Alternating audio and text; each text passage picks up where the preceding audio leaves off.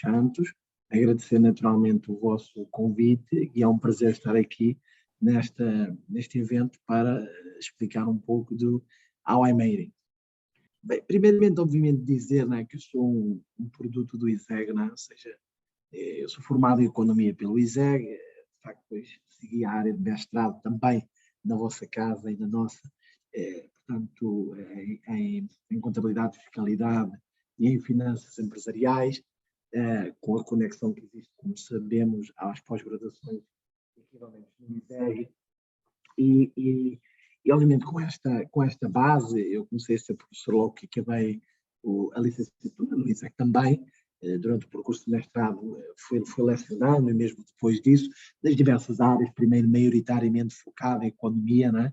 Com o meu percurso em micro, em macro, avaliação de projetos, depois também com parte particular na parte do seminário, quando no final, já na reta no último quinto e sexto ano, como professor, acabei por ir para a área de gestão, onde tive de gestão financeira, na contabilidade, e que de facto também foi, obviamente, muito prazerosa pela relação com a minha área de mestrado. É um pouco baseado exatamente nesse percurso, não é? Ainda enquanto era estudante, criei a minha primeira empresa, a empresa esta que de facto, portanto, até inclusive na altura um professor no ISEG, que já hoje não está presente, também na área da avaliação de projetos, me desafiou e colocámos por, de facto, colocar um algoritmo de trading que eu tinha desenvolvido na altura no mercado. No fundo, o algoritmo dava-nos o que era, quando e que se devia comprar e vender todo o tipo de ativos financeiros. Falamos de ETFs, treasuries, shares, bonds.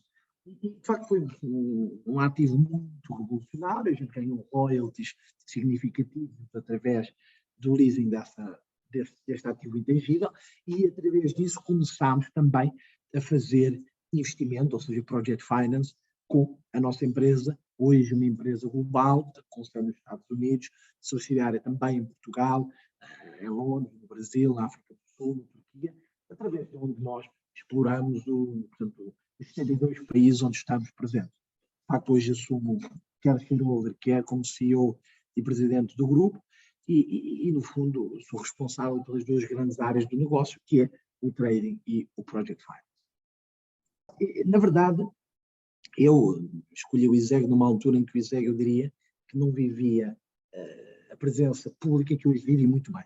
Mas o ISEG, como todos sabemos, é a escola com mais tradição em economia e gestão do nosso país. Não é? E a verdade é que eu sempre considerei, e ainda hoje considero que o mais importante é o conteúdo, não é? Ou seja, é o saber. A verdade é que, portanto, esse tem que se aprender na escola, não é? Portanto, não se aprende mais de lado nenhum. E quando olhamos para o ISEG, nós vimos uma escola que tem na sua história os estudantes e os professores que, de facto, marcaram e marcam a atualidade económica e de gestão do nosso país e do mundo. Ou seja, é lá que passaram os nossos ministros, é lá que passaram os melhores gestores do nosso país e, naturalmente, isso fez-me, aliado à grande componente de ser a escola primordial em termos de conteúdo económico e financeiro, levar-me a escolher pelo ISEG. Então, de facto, essa é a grande razão, foi o foco muito mais na altura, nessa forte presença de imagem, mas na parte técnica e olhando para quem foi os anos passados que passaram pela nossa escola.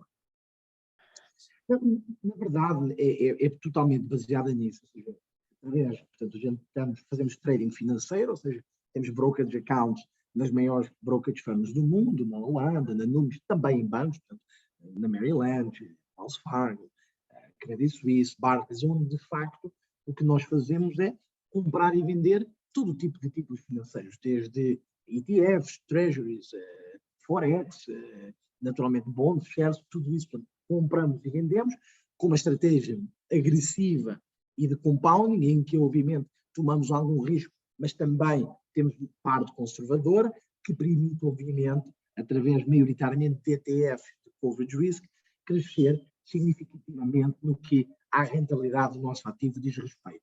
Ao mesmo tempo, hoje 80% do nosso ativo está, de facto, focalizado em trading financeiro, 20% o que fazemos é project finance, ou seja, nós alocamos recursos do trading, os lucros acumulados do trading são colocados em Project Finance numa lógica, na verdade, de diversificação de portfólio, ou seja, o trading ocorre com posições máximas de 72 horas, ou seja, a gente compra e vende com posições muito curtas, o que nos permite, obviamente, não tomar riscos muito grandes no mercado financeiro e, na sua sequência, ter rendimentos variáveis. Para rebalancear este ativo, e isto é, eu diria, o que nos diferencia do mercado, ou seja, um banco e o pricing do banco é muito superior ao nosso, porque o banco o que faz é, tem depositantes a quem tem que pagar, mete o markup e empresta dinheiro, nós não temos essa necessidade de pagar um investidor, ou seja, o nosso capital é meramente alocado de trading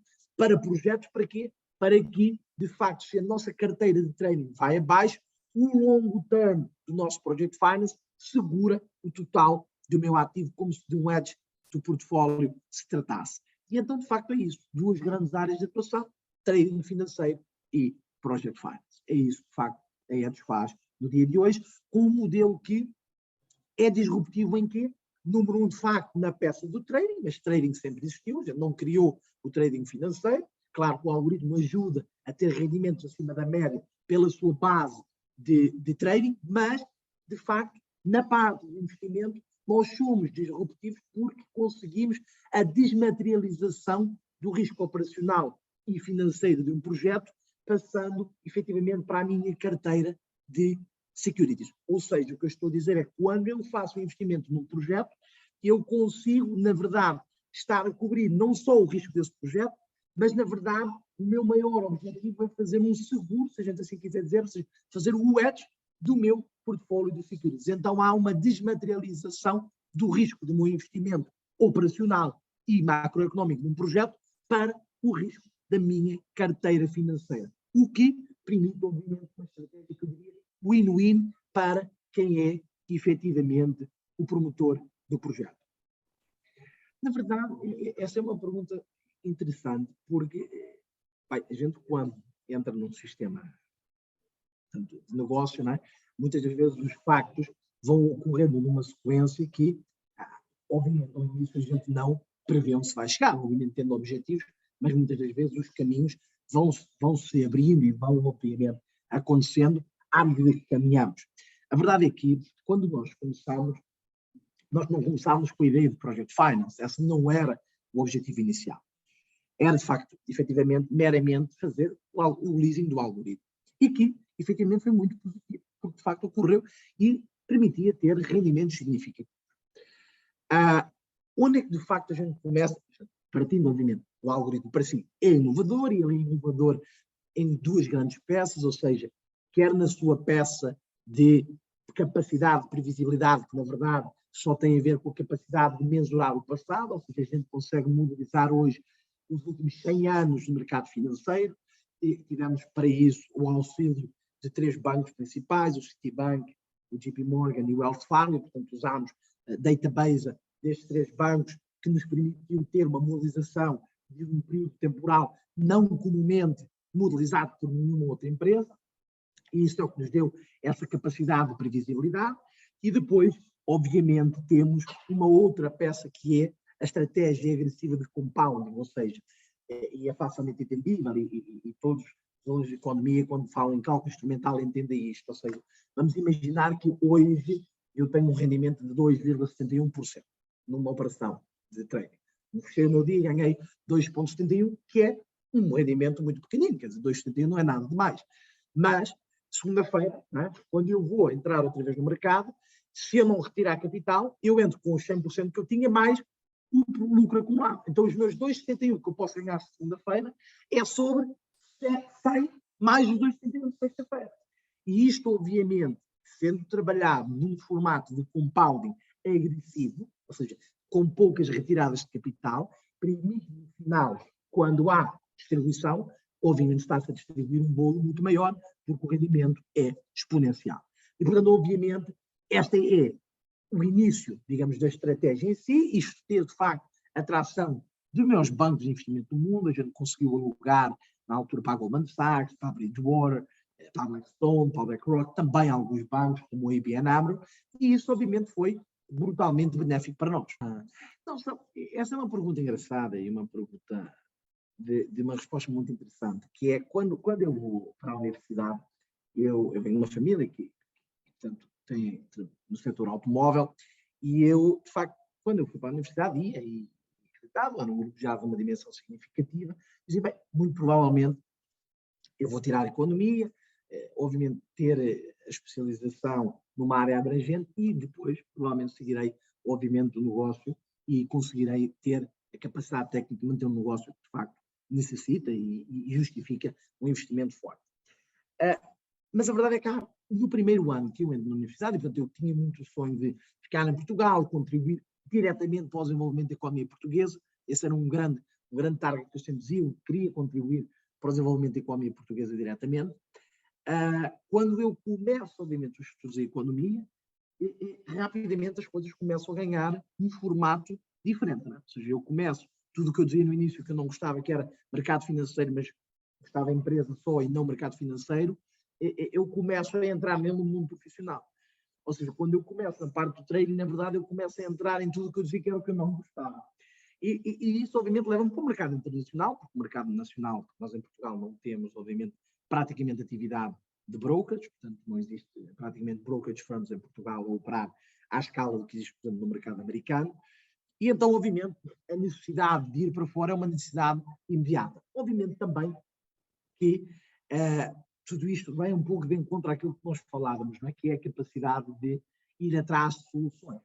E, na verdade, o percurso que eu acabo por tomar, obviamente, muda muito. Ou seja, eu há 15 anos atrás, se me perguntasse se este era o presente, obviamente não o diria, não é? Mas, obviamente, eu tinha uma coisa que ainda hoje tenho e que sempre tive desde antes de ir para a universidade, que era tudo isto, não é? Ou seja, qualquer, mesmo ser um bom aluno, só é possível de uma forma, que é com dedicação e trabalho.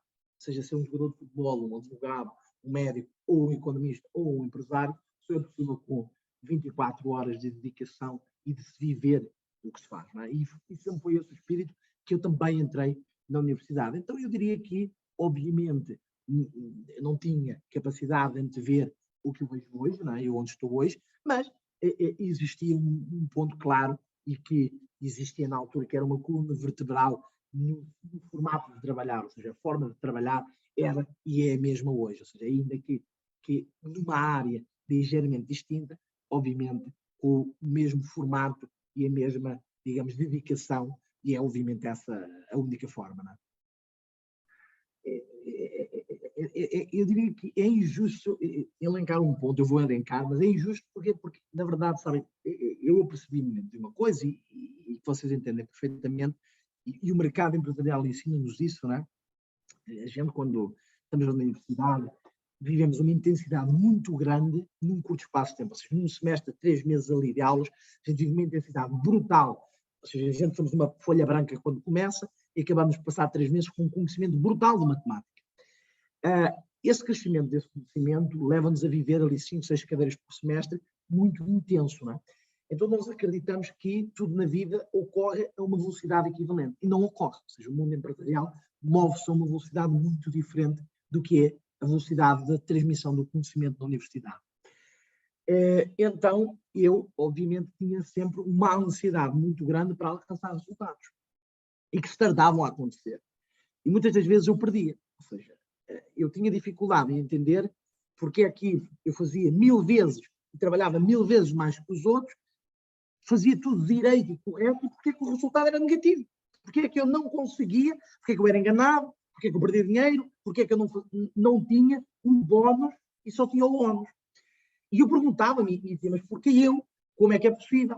E, de facto, eu estava num paradigma errado. Ou seja, eu não conseguia compreender que, para fazer e alcançar o sucesso, fazer as coisas bem feitas, não é suficiente. Não é suficiente nós corrermos, não é suficiente fazer bem feito. É necessário fazê-lo muitas vezes. Porque muitas vezes não chega a fazer, é preciso ter a sorte, outras vezes também é preciso a oportunidade, e só nesta tríade de oportunidade, sorte e capacidade de fazer é que as coisas acontecem. E isso leva tempo. E muitas vezes, efetivamente, eu não estava preparado para aceitar isso e dizia e perguntava-me porquê. No dia que eu entendi que a derrota fazia parte do caminho da vitória, aí as coisas mudaram. E eu lembro-me, de facto, de ter um evento com um cliente que eu tinha, que na altura a gente geria parte do seu capital com o algoritmo, em Londres, e na altura, financeiramente, a gente estávamos muito mal, e essa operação fazia a diferença. Foi um ano de trabalho e ia para essa reunião para receber o capital dessa operação. A pessoa é uma pessoa de notoriedade internacional, muito reconhecida, e, long story short, no final da reunião, ele disse que não iria pagar. E não iria pagar porque ele não tinha intenção nenhuma de pagar e que, se eu quisesse fazer alguma coisa, que fizesse. Óbvio que ele sabia que eu não tinha capacidades sequer financeiras para lutar legalmente contra uma pessoa dessas. E efetivamente, eu, na altura, fiquei muito em baixo, de facto, desanimado, não entendia como é que era possível acontecer-me isso.